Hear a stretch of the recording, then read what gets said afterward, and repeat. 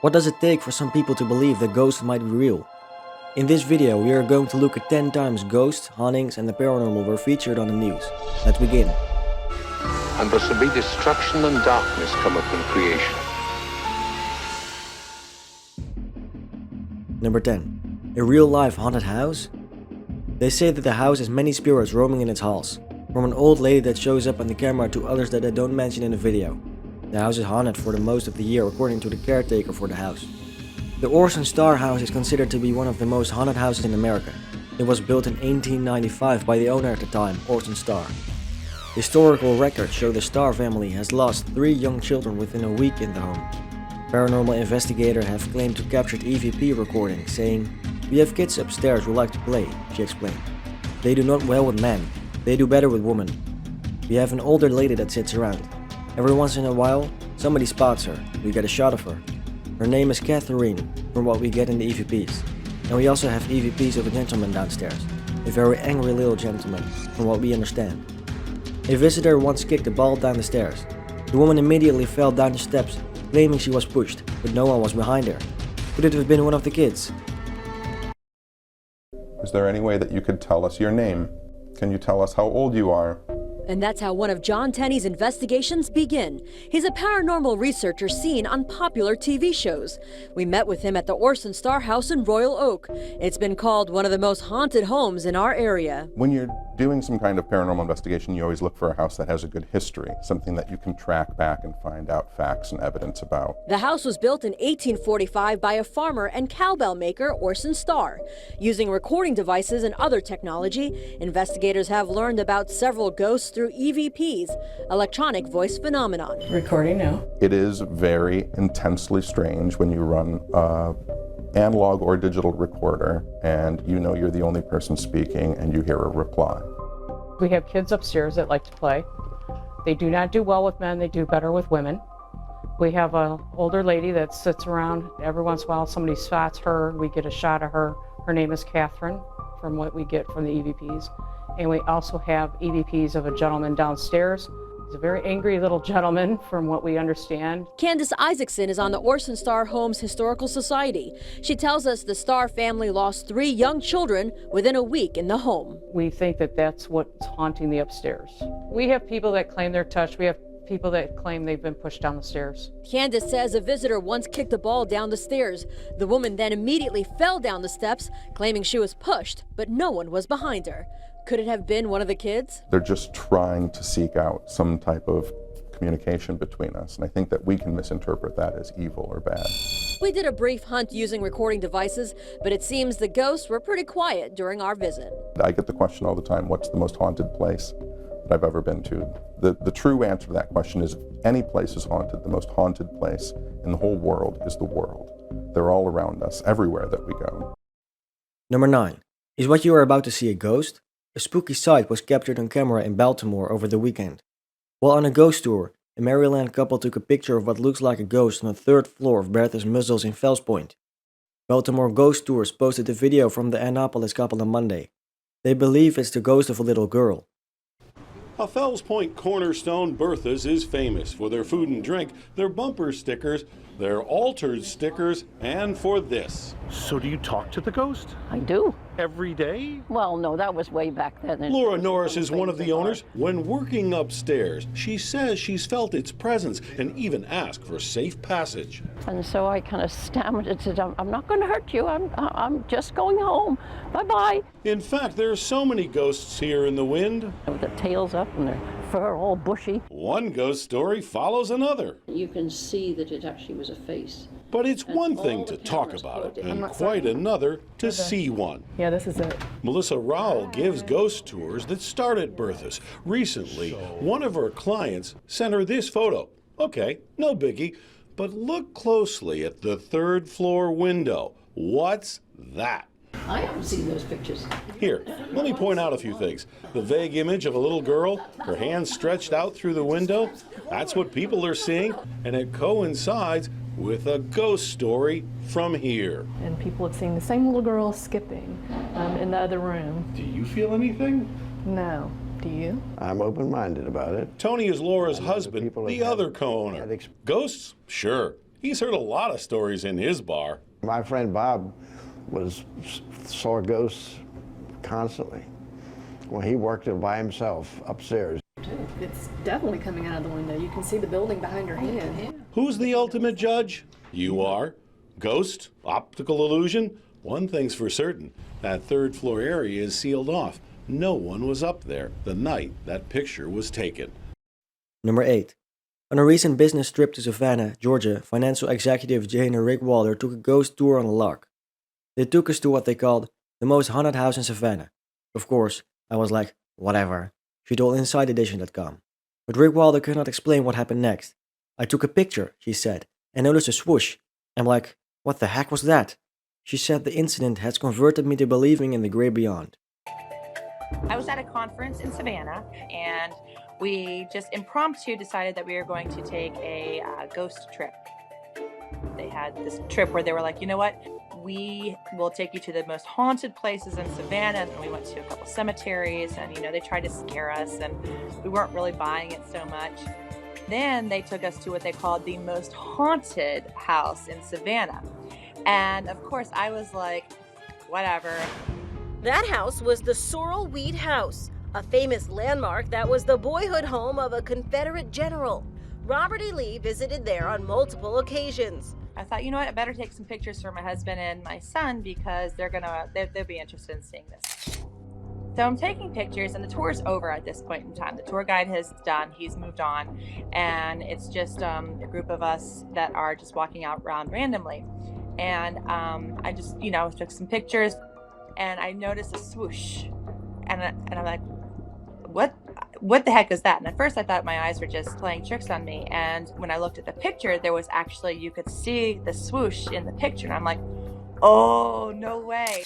So I kept trying to take pictures to see if I could recapture it again and again and again. Couldn't capture anything, but I'm seeing in my phone, I'm seeing lights, and I'm seeing dust, and I did see those orbs, and I always thought that was a load of crock because, I'm like, no, you're not seeing, but I saw them. And so I'm freaking out a little bit. So I call my friends to come over, and they, I'm like, look, can you see this? Can you see what's going on? They're like, oh yeah, whatever, Janae, you're full of it. So then I said, you know what, you guys, you need to come look through my phone. So they came to look through my phone, like, oh my God. And they started seeing it. And then all of a sudden, there was a bright orb back here in front of me, a bright orb on the other side, and one that started coming towards me. I took a picture of it, and then I hightailed it out of there because I was just like, that's freaky. That's what I caught on camera. So that was really kind of cool. A representative from Savannah Terror says this sort of thing isn't as rare as you think. Number 7. In a small village in India, residents are scared of a devil woman that is stalking them. Many pictures and some video have been shared online by people who captured quick glances of the ghost woman. Sometimes sitting on top of moving vehicles, and other times just walking along the roadway in the middle of traffic. She is always seen wearing a long white dress and has a head pointed to the ground so that no one can ever see her face. Many witnesses even spoke on camera to tell their encounter seeing her, some saying she's a witch or evil spirit.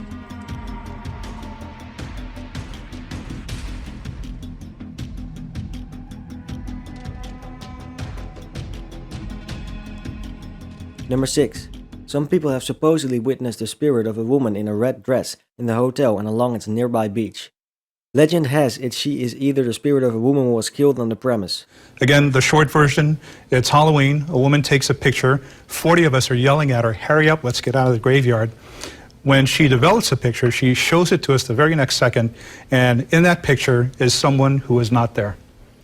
What? 40 eyewitnesses can back this woman up and say no one was in the lane when she took that picture, but yet it looks like there's somebody standing there in a coat and tie.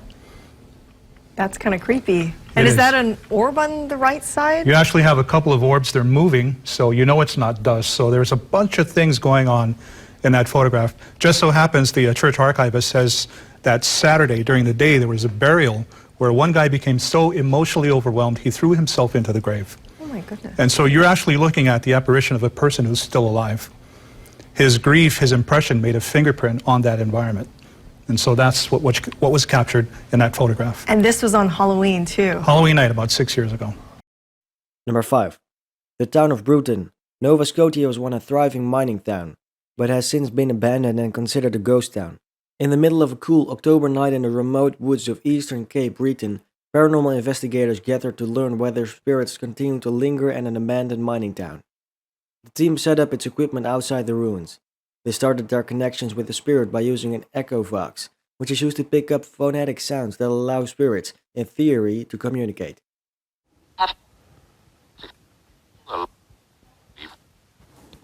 Leave again. After a while, we heard something really spooky. Who's there? Listen carefully. The voice you hear at the beginning is not any one of us. Boys, there's someone in there. Hello? Who's there? This time, the audio is slowed down. Listen again. That was pretty incredible. It's not very often that something like that takes place, where we hear a voice outside of the recorders. That was, I was actually waiting for someone to pop out of the woods and say, hey, we're here. We're gonna leave now. We left wondering even more if this ghost town is really empty. There's something still here. And I think in time we'll find out what it is for sure. For now, it seems the secrets of this forgotten town will stay here in the forest. But some night, when the moon is shining bright, they just might make their voices heard. Over there. Number 4. A real ghost girl caught on videotape in Medak district. According to local legends, in the early 1970s, a young girl lost her life in the area, and since then her spirits have been seen by many of the people of the village wandering around. We see on the image captured on a phone a ghostly looking figure.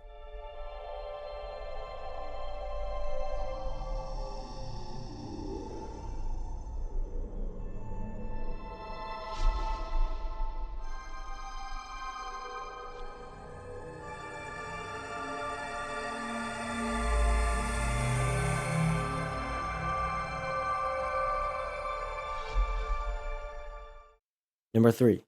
Selfie with a ghost? Years ago, this image went viral when a group of people concerned a ghost woman on top of a wall, many taking pictures of it. The ghost with long black hair and still wearing the clothes she was buried in. Since then, no other information exists about what happened after the incident.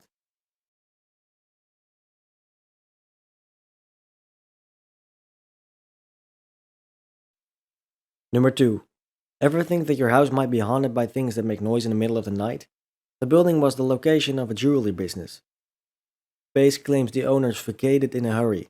Something scared the owner away. According to Pace, the location dates back to 1902. Back then, the whole town was overrun with rough characters. In the building's basement, Pace and his fellow hunters set up microphones, meters, cameras, recorders, technology that Pace says can monitor and capture evidence of paranormal activity. People have been hurt down there. They have been scratched, bruised, punched. I've had my hat taken off down there. Perhaps some say the basement is where all those bare-knucklers proved who was toughest and still don't think their brawl is over, even a century later. If you can focus on this chalkboard. Other paranormal signs, Jim says, a message on a chalkboard, which was once part of that basement jewelry business. Someone or something, he says, wrote this message. The cake is a lie. Which historically, Jim says, means the promised reward never happened, meaning somebody down here isn't very happy. And 4 years ago, Jim says he had his team psychic write this question on the board. What is your name? 6 months later, we came back and found Matty. We didn't write it. Back upstairs, members of Jim's team keep watch on that equipment. There we go. Mm-hmm. Look at him. Oh, Stopping. he's moving slow. Those monitors and meters, where every picture, every frame of video, every noise is recorded. Evidence, Christine Hartzell says, of their ghostly encounters. You can sit there watching video for hours and there's nothing there, for hours, and then all of a sudden a shadow will pop up. And I will just about jump up and jump for joy. It's evidence to show their client, members of Spook say, to prove that client isn't going crazy. Number 1. Surveillance camera shows the ghost at Daytona Beach Hotel, employees say. The historical pleasure resort and spa on A1A and Seabreeze Boulevard in Daytona Beach has seen a lot of comings and goings, including spring breakers in the 1990s, but currently but current guests have some employees scared, with many joking online comments saying, "Bar surveillance video catches thirsty ghost." The Plaza Resort and Spa is well over a century old. Been in and around this property in one incarnation or another. Well, now some employees think that former guests have either returned or perhaps never left.